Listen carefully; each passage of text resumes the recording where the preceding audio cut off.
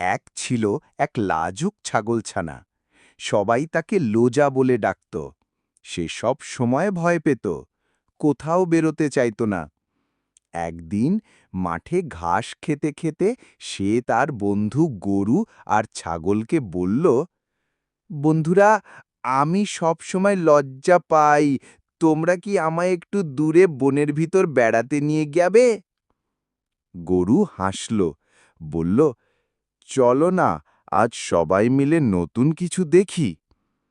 তখনই ছোট্ট ইঁদুর দৌড়ে এসে বলল, আমি আছি, আমায় ছাড়া তো কোনো অভিযান জমে না।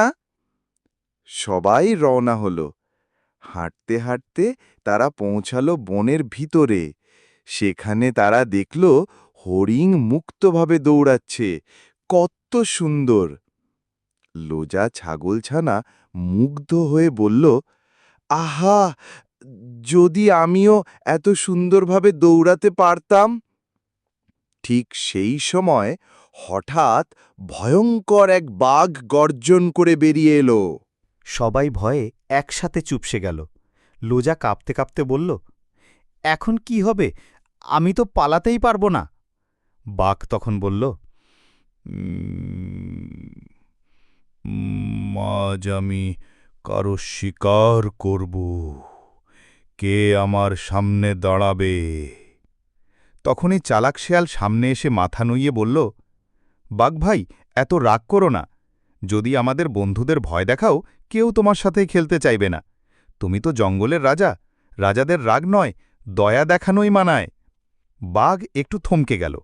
তখন উপরের গাছ থেকে প্যাঁচা গম্ভীর গলায় ডাক দিল, হুহু, শান্তি থাকলেই বন থাকবে নিরাপদ। এরপর ছোট্ট গুবড়ে পোকা গুনগুন করে গান ধরল, ঘুঙুও ডাক দিল। বন যেন উৎসবে ভরে উঠল। শেষে আকাশ থেকে চাঁচিল উড়ে এসে বলল, দেখো, একসাথে থাকলে বড় থেকে ছোট সবাই নিরাপদ থাকে। ভয় দেখিয়ে নয়, বন্ধুত্ব করলেই বন সুন্দর হবে। বাঘ একটু হাসল আর বলল, তাহলে আজ থেকে আমি তোমাদের বন্ধু। সেই দিন থেকে বনে আর ভয় ছিল না। লোজা ছাগলছানাও সাহস শিখে নিল। সে বুঝল, বন্ধুরা পাশে থাকলে আমি কখনো একা নই।